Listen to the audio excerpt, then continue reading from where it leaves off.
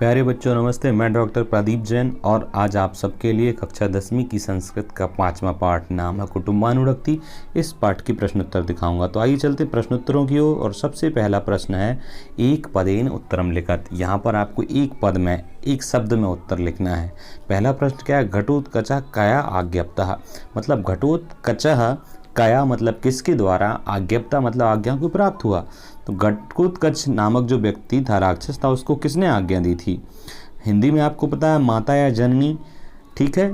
तो संस्कृत में भी आपको जननी या माता दोनों संस्कृत के ही नाम है। परंतु एक बात यहाँ पर ध्यान रखने लायक है कि विभक्ति तृतीया है, अर्थात तृतीय विभक्ति में क्वेश्चन पूछा है तो आपको आंसर भी वैसे ही लिखना है। जैसे क्वेश्चन हिंदी करें तो घटोत्कच किसके द्वारा आज्ञा को प्राप्त हुआ, तो आपको संस्कृत में लिखने का, हिंदी में जैसे जननी के द्वारा, तो संस्कृत में आपको लिखना पड़ेगा जननी के द्वारा। अब जननी के द्वारा की संस्कृत क्या होगी, तो जननी के द्वारा की संस्कृत होगी जनन्या।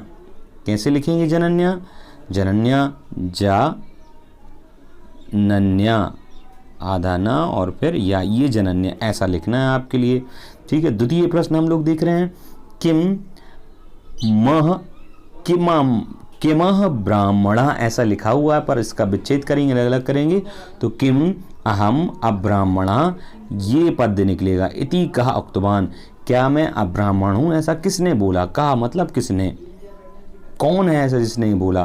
तो इसका उत्तर आप सभी जानते हैं कि जब घटोत्कच ने बोला कि आप अपने बेटे को दे दो, तो वृद्ध बोलता है कि क्या मैं ब्राह्मण हूँ तो जो मैं आपके लिए अपना बेटा दे दूँ। तो आप इसके दो आंसर लिख सकते हैं। एक तो ये हो गया वृद्धा, ठीक है। दूसरा आंसर आपको लगता है कि वृद्धा याद करने में कठिन लग रहा है तो आप एक और सरल तरीका बता देता हूँ। वृद्ध कौन था, एक ब्राह्मण था। तो आपके लिए ये जो ब्राह्मण शब्द दिख रहा है ना, ये ही इसका उत्तर हो गया, ब्राह्मणः, ये इसका उत्तर हो गया, ठीक है।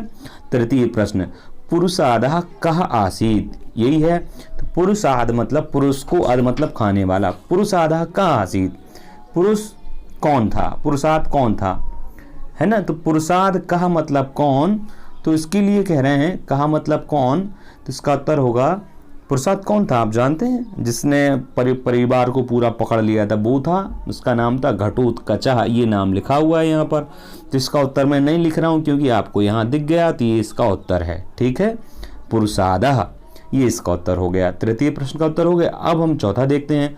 कुलम का रक्षितुम इच्छति, कुलम मतलब कुल को, का मतलब कौन, यहाँ पर का स्त्रीलिंग का है। कह और का में क्या अंतर है इन दोनों में, ये जो आप देख रहे हैं कह और ये का, इन दोनों में सामान्यतः कोई अंतर नहीं। इसका भी मतलब किसने और इसका भी मतलब किसने या कौन, दोनों का समान अर्थ है। पर इतनी अंतर है कि ये जब प्रश्न पुल्लिंग में हो तो ये कि कौन खड़ा था तो कहा बोलेंगे, और हमें बोल रहा हूँ कौन खड़ी थी तो का बोलेंगे संस्कृत में, ठीक है। तो यही आंसर अपेक्षा से, क्योंकि का पूछा है, स्त्रीलिंग में पूछा है, और पूरे नाटक में स्त्रीलिंग का पात्र कौन था, केवल एक थी, वो कौन थी, ब्राह्मणी। तो आपको ब्राह्मणी लिखने में बिल्कुल कंफ्यूज नहीं होना है। जैसे ये ब्राह्मण लिखा है ना, ये जो शब्द ब्राह्मण लिखा है, आप इसका विसर्ग हटा दीजिए और अंत में ई की मात्रा जोड़ दीजिए, ऐसी बड़ी ई की मात्रा जोड़ दी तो ये हो गया ब्राह्मणी। तो ये किसका आंसर हो गया, कुलम का रक्षितुम इच्छति, केवल ब्राह्मणी लिखना है। अगला प्रश्न देखते हैं। ज्येष्ठा पितृ समः, ज्येष्ठा मतलब बड़ा या बड़ा भाई, पिता के समान होता है। पितृ समः अर्थात पिता के समान। इति कही उक्तम, ऐसा किसने बोला, बड़ा भाई पिता के समान होता है ऐसा किसने बोला। तो ये आपको थोड़ा प्रश्न कठिन लग सकता है पर बिल्कुल भी कठिन नहीं है। ये श्लोक में आया था, ज्येष्ठा पितृ समः लोके ब्रह्मवादैः। तो कई में प्रश्न पूछा है ना, कई मतलब किसने या किसके द्वारा, एक्चुअल में तृतीय विभक्ति बहुवचन है तो किसके द्वारा कहा गया है। तो आंसर होगा ब्रह्म, ब्रह्म लिखना हो अच्छे से लिखेंगे, पर ब्रह्म और वादी, वादी, और चूंकि तृतीय विभक्ति में प्रश्न है तो ये भी लिख के आपको विसर्ग रखना है, तो ये हो जाएगा ब्रह्मवाद भी। मैं चूंकि उंगली से लिख रहा हूँ इसलिए टाइपिंग सही नहीं है, पर आपको स्पष्ट दिख गया ब्रह्मवादी भी ऐसा लिखना, ठीक है। तो ये हमने पहला प्रश्न देखा जिसके 5 प्रश्न हमने किए। अब हम द्वितीय प्रश्न देख रहे हैं जिसमें भी 5 प्रश्न हैं। क्या है द्वितीय प्रश्न, एक वाक्यीन। अब आपको उत्तर जो देना है वो एक वाक्य में देना है। कंप्लीट सेंटेंस होना चाहिए। पहला प्रश्न है ब्राह्मण परिवारः केन समासादितः। ब्राह्मण का जो परिवार था वो केन मतलब किसके द्वारा, समासादितः, समासादितः मतलब पकड़ा गया, तो केन मतलब किसके द्वारा, ये प्रश्न पूछा है। तो आपको तो आंसर मालूम है, ब्राह्मण परिवार किसके द्वारा पकड़ा गया था, राक्षस के द्वारा। राक्षस का नाम क्या था, घटोत्कच ये नाम था। चूंकि तृतीय विभक्ति में प्रश्न पूछा है तो आपको आंसर भी तृतीय विभक्ति में देना है। तो घटोत्कच की जगह आप क्या लिखेंगे, घटोत्कचीन, घटोत्कचीन ये आंसर लिखेंगे आप। ठीक है, अगला प्रश्न देखते हैं। सुतापेक्षी कह आसीत। सुतः, सुतापेक्षी मतलब सुत की अपेक्षा रखने वाला, सुत को चाहने वाला। कहा मतलब कौन था, सुत को चाहने वाला कौन था, ये सबको पता है कि सुत को चाहने वाला कौन था, ब्राह्मण था। तो आप ब्राह्मण लिखें या वृद्धा लिखें, दोनों सही हैं। तो इसका जो आपको क्या करना है, एक वाक्य में उत्तर लिखना है। तो आपको इसका तरीका बड़ा सरल है कि जो प्रश्न जैसा आया है ना उसको वैसे ही लिखा रहने दीजिए। जैसे यहाँ पर केन की जगह आपने घटोत्कच लिखा और पूरा प्रश्न ज्यों का त्यों रहने देना है, केवल केन की जगह घटोत्कच लिखना है और प्रश्नवाचक की जगह आपको पूर्ण विराम लगाना है। वैसे ही यहाँ पर सुतापेक्षी कहा आसीत, ब्राह्मण आसीत, तो कहा की जगह आपको ब्राह्मण लिखना है और क्वेश्चन मार्क के लिए प्रश्नवाचक के लिए पूर्ण विराम करना है और ज्यों का त्यों रहेगा सब। तो कहा की जगह आपको क्या लिखना है, ब्राह्मण। ब्राह्मण कैसे लिखते हैं, ये लिखा हुआ है, तो आप इसको ज्यों का त्यों कहा की जगह लिख दीजिए ब्राह्मण, विसर्ग रख लेना क्योंकि यहाँ पर विसर्ग नहीं है। तो ये द्वितीय प्रश्न का उत्तर हो गया, पूर्ण विराम लगा देंगे। अब देखते हैं तृतीय प्रश्न। पितृणाम सुसंप्रियः कः भवति। पितृणाम मतलब पिताओं माताओं दोनों आ जाएंगे यहाँ पर। माता पिता या पालकों का सबसे प्रिय कौन होता है, जो बच्चे होते हैं किसी के 2 भाई 3 भाई 4 या पुत्र 3-4 पुत्र, उनमें सबसे प्रिय कौन होता है, तो ज्येष्ठ पुत्रः। कहा, कहा मतलब कौन, प्रथमा विभक्ति में प्रश्न पूछा है तो उत्तर क्या रहेगा, ज्येष्ठः पुत्रः, ऐसा उत्तर रहेगा। ज्येष्ठ कैसे लिखेंगे, ये लिखा ज्येष्ठः। ठीक है, और साथ में क्या लिखना है आपको, पुत्रः। ये किसका आंसर हो गया, आंसर मैं बोल रहा हूं, समझ जाइए। पितृणाम सुसंप्रियः ज्येष्ठः पुत्रः अस्ति। मैं आपको पूरा आंसर लिख भी दूं पर मैं आप थोड़ा मेहनत भी करें, माइंड भी थोड़ा आपको दौड़ना चाहिए इस अपेक्षा से, ऐसा हम लोग कर रहे हैं। अगला प्रश्न देखते हैं। घटोत्कचः कति पुत्रान् विसर्जयितुं कथयति। और मेरी एक सलाह है, आप गाइड का यूज बिल्कुल ना करें, घटोत्कचः अपने दिमाग से काम करें। खैर, घ नंबर प्रश्न। घटोत्कचः कति पुत्रान् विसर्जयितुं कथयति। घटोत्कच ने कितने पुत्रों को विसर्जित करने के लिए कहा, ये प्रश्न है। कति मतलब कितने, पुत्रान मतलब पुत्रों को, विसर्जित करने के लिए कथयति मतलब कहता है। तो घटोत्कच ने तो इन्हें पूछा कितने पुत्रों, बहुवचन में प्रश्न कर लिया, जबकि उसने तो केवल एक पुत्र के लिए कहा था। तो हमें उत्तर तो एक वचन में देना पड़ेगा। तो घटोत्कचः कति की जगह तो आ जाएगा एकम, ठीक है ना, और फिर पुत्रम। ठीक है, कति पुत्रान विसर्जयितुं कथयति, तो एकम पुत्रम लिखेंगे अपन, एकम और यहां पर पुत्रम। तो पुत्रम में आपको एक ध्यान रखना है क्योंकि आगे पुत्र विसर्ज का वाह है, इसलिए आप माना लिख के पुत्रम पे क्या रख देंगे, बिंदी रख देंगे। पुत्र की ऊपर ये आपने बिंदी रख दी। जैसे मैं फिर से लिख देता हूं, एकम पुत्रम। ठीक है, ऐसे लिखेंगे, ये बिंदी रखना है आपको यहाँ पर। एकम पुत्रम और विसर्जयितुं कथयति, यहाँ पूर्ण लगा दीजिए। तो घटोत्कचः एकम पुत्रम विसर्जयितुं कथयति, ये इसका उत्तर हो गया। अगला प्रश्न देखते हैं। घटोत्कचः अन्ते किम कथयति।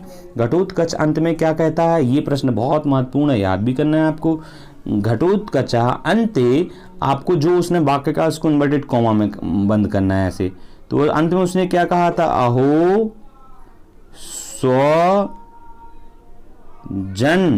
ठीक है ना, स्वजन वात्सल्यम, वात्सल्यम ये कहा था उसने, अहो स्वजन वात्सल्यम। तो आपने इसको, इस डायलॉग को ज्यों का त्यों क्या किया, उसको इन्वर्टेड कॉमा में आपको बंद करना है, ऐसे ऐसे दोनों तरफ लगा के बंद करना है। ठीक है, ये तो हो गए हमारे 5 प्रश्न एक वाक्य वाले। अब ये प्रश्न हम नहीं कर रहे हैं कि इनका आंसर बड़ा है, तो इसको मैं आपको जब मौखिक कभी क्लास होगी फेस टू फेस तब मैं आपको बता दूंगा ऑनलाइन। अब हम देख रहे हैं खालिस्तान। ठीक है ना। खालिस्तान भी क्या है ये देख लेते हैं, बिल्कुल कठिन नहीं है खालिस्तान भी।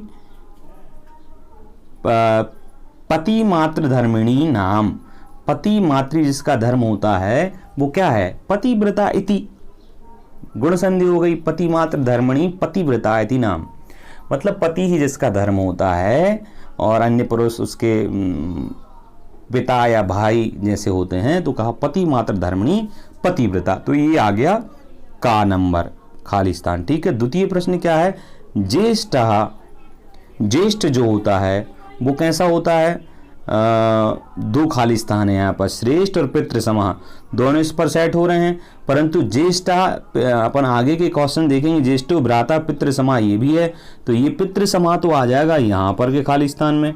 इसलिए ज्येष्ठा श्रेष्ठा, ये श्लोक भी था, ज्येष्ठा श्रेष्ठा कुले लोके, श्लोक को ही उठा के सीधा रख दिया, इसलिए यहाँ पर क्या आएगा, श्रेष्ठा ये आएगा यहाँ पर। ठीक है। तृतीय प्रश्न, कृत कृत्यम शरीरम में, ये भी श्लोक था, परिणामेन जर्जरम, ये परिणामेन शब्द आ जाएगा। ज्येष्ठो भ्राता पितृसमा ये मैं यहाँ बता ही चुका हूँ। फिर राक्षस क्या कहता है कि खालिस्तान परिज्ञाय पुत्रम एकम विसर्जय, मतलब अच्छा बुरा जान करके, बल और दुर्बल को जान करके एक पुत्र को विसर्जित कर दो, ये कहा था। तो यहाँ पर आ जाएगा बलम और अबलम, ये वाला खालिस्तान यहाँ भर जाएगा। खालिस्तान बड़े सरल थे हो गए। अब देखते हैं हम अगला प्रश्न क्या है। अगला प्रश्न है आपको सही जोड़ियां मिलाने का, तो आइए सही जोड़ियां मिला लेते हैं। क्या दिया है, यथा योग्यम योजयत। तो सबसे पहले लिखा द्विज श्रेष्ठ, द्विज श्रेष्ठ मतलब वो है ब्राह्मण। कौन था वो द्विज श्रेष्ठ, वो वृद्ध व्यक्ति था। ठीक है, वृद्ध कहो या ब्राह्मण कहो। पुरुषाधार अर्थात पुरुष को खाने वाला कौन था, तो पुरुषाधार था कौन, घटोत्कचा, तो इसकी इससे जोड़ी बन गई घटोत्कचा से। निर्वेद प्रत्यर्थनी मतलब मोक्ष के प्रति इच्छा वाली क्या थी, प्रार्थना थी। उसने कहा निर्वेद प्रत्यर्थनी खलु प्रार्थना, तो ये आ जाएगा। फिर जर्जरम किम, उसने कहा था परिणामेन जर्जरम, जर्जर हो गया है, दुर्बल हो गया है क्या, शरीर, तो इसकी जोड़ी इससे बनेगी। और फिर ज्येष्ठः पितृसमः, इससे जोड़ी बन जाएगी। इस प्रकार से हमने ये जोड़ी भी बना ली। फास्ट चल रहे हैं। ठीक है। और कोई प्रश्न हो तो बता दीजिएगा, नंबर आपका आपके पास हमारा है ही। अगला देखते हैं, आम और ना लिखना है। आप कुछ लोग सही या गलत लिख देते हैं या सत्य असत्य लिख देते हैं, आप ना लिखें। जो प्रश्न में लिखने को कहा गया वही लिखें, आम या ना। पहला प्रश्न, घटोत्कचा जनन्या आज्ञप्ता, जनन्या मतलब माता के द्वारा, आज्ञप्ता मतलब आज्ञा को प्राप्त हुआ था। आम या ना, बिल्कुल आम, तो यहाँ लिखेंगे आप आम। ठीक है। द्वितीय प्रश्न, किम हम अब्राह्मणः इति प्रथम पुत्र कथयति, किम अहम ब्राह्मणा, ये जो डायलॉग है ऐसा प्रथम पुत्र ने कहा था, नहीं ये प्रथम पुत्र ने नहीं कहा था, ये किसने कहा था, ब्राह्मण ने कहा था, इसलिए इसका हो गया ना। अगला प्रश्न देखते हैं, ये आम, फिर दूसरा हो गया ना। तृतीय, कुले लोके च अनुजा श्रेष्ठा भवति, कुल में और लोक में अनुज श्रेष्ठ होता है, ये भी नहीं है। कौन होता है, ज्येष्ठ श्रेष्ठ होता है, ये बड़ा भाई बड़ा होता है या श्रेष्ठ होता है, ये कहा। तो ये तृतीया भी ना हो गया, तृतीय गा नंबर भी ना हो गया। चौथा देखते हैं, ज्येष्ठो भ्राता पितृ समायति ब्रह्मवादी भी कथिता, ऐसा ब्रह्मवादियों ने कहा है कि ज्येष्ठ भाई जो होता है वो पिता के समान होता है, तो ये कहा है बिल्कुल, इसलिए यहाँ क्या आएगा, आम आएगा। ठीक है। अगला देखते हैं, ब्राह्मणी पति मात्र धर्मिणी आसीत, जो ब्राह्मणी थी वो पति मात्र धर्मिणी आसीत, थी कि नहीं थी, थी, इसलिए यहाँ पर भी क्या आ जाएगा, आम आ जाएगा, बिल्कुल इसी के जैसे। तो पहला आम, दूसरा ना, तीसरा ना, चौथा आम, पांचवा आम। ठीक है। दूसरा ये और ये ना है, बाकी सब आम हैं, ये आपको लिखना है। अगला प्रश्न क्या दे रहे हैं ये देखते हैं। अगला प्रश्न आप देखेंगे तो लिखा है, अधोलिखिताना मूल शब्दम विभक्ति और वचन, तीन शब्द लिखने हैं, मतलब कोई ये शब्द दिया जैसे शरीरेण, इसका मूल शब्द शरीर है, ये बताना है।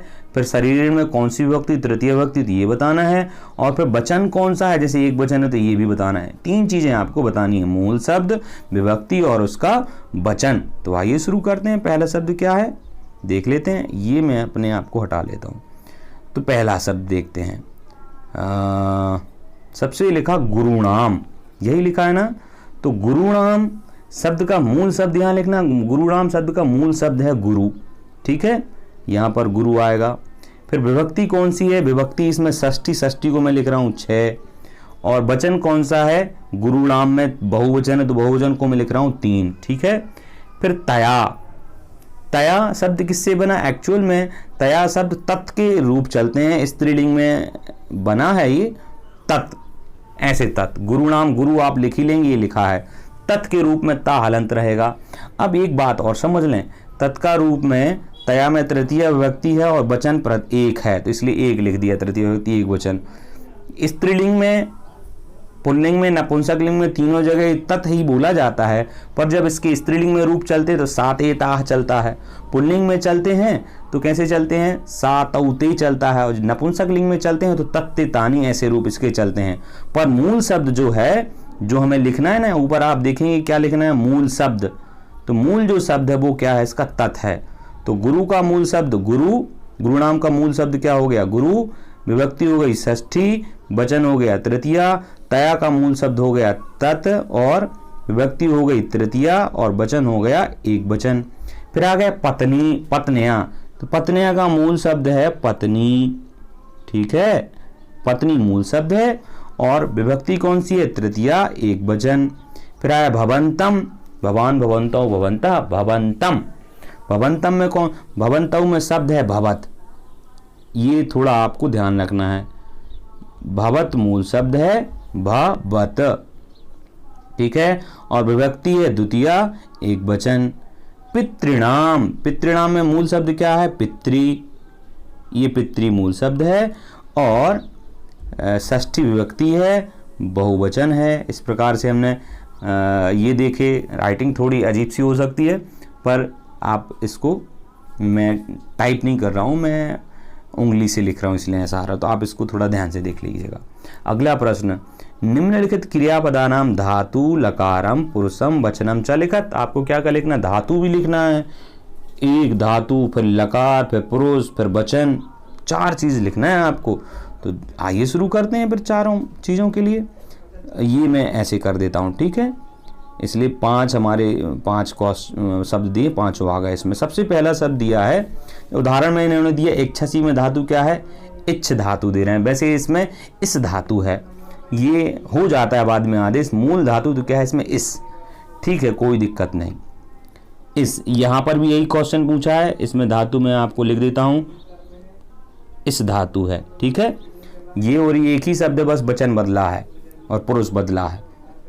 खैर, या आपको धातु लिखना है, लकार लिखना है, पुरुष लिखना है और वचन लिखना है। तो हम देख रहे हैं यास्यामी।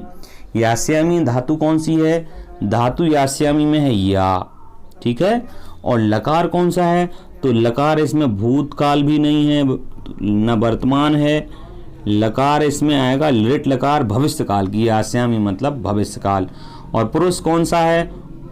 उत्तम, उत्तम पुरुष है, और वचन कौन सा है? मी वहमा, एक वचन है, ठीक है। आगे है मुंचसी। मुंचसी में धातु कौन सी है? मुच धातु है, ठीक है। इसको मैं एक काम करता हूँ, टाइप करके दिखा दूंगा आपके लिए। तो पहला दूसरा तो आपने देख लिया। मुंचसी में मुच धातु है, लकार कौन सा है? लकार लट लकार है, और पुरुष कौन सा है? पुरुष इसमें है मध्यम पुरुष, और वचन कौन सा है? एक वचन। होश्यामी में हु धातु है, हु का फिर जो आदि होता है आगम, तो होश्यामी में हु धातु है, लकार है लट लकार, और पुरुष है लकार है लकार, और पुरुष है उत्तम पुरुष, और वचन है एक वचन, इसी के जैसे एक वचन उत्तम पुरुष, ठीक है। लट लकार, इसके बाद नहीं, लट लकार नहीं, लिट लकार, यास्यामी और होश्यामी लिट लकार है। फिर गमिष्यामी, इसमें भी लिट लकार है, लिट लकार मतलब भविष्यकाल, और वचन उत्तम पुरुष, एक वचन, लिट लकार, बस धातु है गम इसमें, ठीक है, बाकी तो सब इसी के जैसा है। इच्छामी, इच्छामी में धातु कौन सी? इस, यहाँ पर इच्छ लिखी है इसलिए आपका सही मान लिया जाएगा, पर मूलतः तो इसमें आपको ई षटकोण का आधा सा इस धातु है। और फिर लकार कौन सा है? लकार है लट लकार, और उत्तम पुरुष, और एक जन, ठीक है। ये हमने क्रिया धातु लकार पुरुष और वचन देखा। अगला प्रश्न देखते हैं क्या दिया हुआ है। उदाहरण अनुसारम पदानाम धातु प्रत्ययम च पृथक्कृत। यहाँ पर जो आपको शब्द दिए हैं इनमें आपको क्या करना है? धातु को अलग करना है और प्रत्यय को अलग करना है। जैसे कथिता में कथ धातु थी, किता प्रत्यय था, तो मोक्तुम में कौन सी धातु है? मोक्तुम में मुच धातु है। ठीक है, ये भी मैं लिख दूंगा, टाइप कर दूंगा। तो मुच धातु है और प्रत्यय कौन सा है? प्रत्यय है इसमें तुमुन प्रत्यय है, तुमुन का तुम बचता है तो तुमुन प्रत्यय है इसमें। ठीक है, पर दत्वा में कौन सी धातु? दत्वा में दा धातु और कित्वा प्रत्यय है। परिज्ञाय में परि उपसर्ग पूर्वक ज्ञा धातु है और ल्यप प्रत्यय है। ठीक है, कर्तुम में क्री धातु है, तुमुन प्रत्यय है। आनितव्य में आ उपसर्ग पूर्वक नी धातु है, तव्यत प्रत्यय है। आनितव्या, कर्तव्या, लिखितव्य है ऐसा। प्रतिग्रही में प्रति उपसर्ग पूर्वक ग्रह धातु में रा वाला ऐसा ग्रह धातु है और ल्यप प्रत्यय है। प्रतिग्रह मतलब ग्रहण करके एक तरह से। इस प्रकार से ये प्रश्न देखा। अगला देखते हैं, अधोलिखित पदानाम विग्रहम कृत्वा समास नाम लिखत। ये थोड़ा अच्छे प्रश्न रहेंगे, इसमें विग्रह लिखना है आपको अलग अलग करके। तो ज्येष्ठः पुत्रः में क्या विग्रह रहेगा? तो कुछ भी नहीं इसका विग्रह। ज्येष्ठः पुत्रः यह सह, ज्येष्ठ पुत्रः कर्मधारा है, समास है। पुत्र का विशेषण यहाँ पर है कि वो ज्येष्ठ है, इसलिए कर्मधारा है। अब ब्राह्मणा, ना ब्राह्मणा, इसका अर्थ ये होगा कि जो ब्राह्मण नहीं है, ना ब्राह्मण है, अब्राह्मणा नए तत्पुरुष होता है। किसी भी शब्द के आगे आ लगा के शब्द बनाए तो वो नए तत्पुरुष हो जाता है। द्विज श्रेष्ठः, द्विज का मतलब होता है ब्राह्मण और श्रेष्ठ का मतलब श्रेष्ठ। तो द्विजों में अर्थात ब्राह्मणों में जो श्रेष्ठ है वो द्विज श्रेष्ठ हो गया। तो द्विज श्रेष्ठ, ब्राह्मणों में श्रेष्ठ, सप्तमी तत्पुरुष। द्विजेषु श्रेष्ठा इति द्विज श्रेष्ठः। फिर कृत कृत्यम, कृत कृत्यम मतलब कृतम कृत्यम येन सह, आपकी पुस्तक में भी दिया है मीनिंग्स में। कृतम मतलब किया गया है, कृत्यम मतलब कार्य, करने योग्य जो कार्य है वो सारा किया गया है जिसके द्वारा, तो वो हो गया कृत कृत्यम। ठीक है, इस शब्द में बहुब्रीहि भी समास निकलेगा। कृतम कृत्यम येन सह कृत कृत्यम, एक्चुअली वो कृत कृत्य होगा, पर कृतम कृत्यम येन सह कृत कृत्यः कृत कृत्यम, तो आप बहुब्रीहि लिखिएगा। प्राण रक्षणम, प्राण रक्षणम, प्राणों की रक्षा, ये इसका विच्छेद है। प्राणानाम रक्षणम या प्राणस्य रक्षणम, प्राण रक्षणम, प्राणस्य रक्षणम, प्राण रक्षणम, तो इसमें हो जाएगा षष्ठी तत्पुरुष, इसमें सप्तमी तत्पुरुष, यहाँ पर बहुब्रीहि, यहाँ पर नए तत्पुरुष और यहाँ पर कर्मधाराएं। विच्छेद भी मैंने बता दिए। ये 10वां प्रश्न देखा। अब आपके लिए योग्यता विस्तार में क्या करना है? संस्कृत भाषानाम रूपकाणाम 10 भेदा भवन्ति। क्या है एक्चुअल में? जैसे आप मूवीज़ देखते हैं तो कुछ मूवी हंसी वाली होती हैं, कुछ मूवी नाच डांस वाली होती हैं, कुछ मूवी लड़ाई वाली होती हैं, कुछ मूवी धार्मिक होती हैं, कुछ मूवी डरावनी होती हैं। मूवीज़, फिल्म, तो मूवीज़ अलग अलग होती हैं। कुछ मूवी लंबी होती हैं, कुछ में देवता आदि नाटक करते हैं, कुछ में हंसी आदि होती लंबे होते हैं, कुछ में जादू टोना होता है। ऐसे अलग अलग प्रकार की मूवीज़ होती। वैसे ही जो नाटक रंगमंच पर होते हैं ना, ड्रामा लोग करते हैं लाइव प्ले, तो वो भी 10 प्रकार के होते हैं। ठीक है, ये आपको याद करना होंगे। प्रकरण, बाण, प्रहसन, व्यायोग, समवकार, बीथी, अंक, यामर्ग, ये 10 प्रकार के होते हैं। ठीक है, अब नाट्यांशम, जब हम कभी मिलेंगे तो जो ये नाटक है इसका हम सामूहिक अभिनय भी करेंगे। आज के लिए आप सभी को धन्यवाद, पर आप अपनी कॉपी में 10 नाम जरूर लिखें। ठीक है, नमस्ते।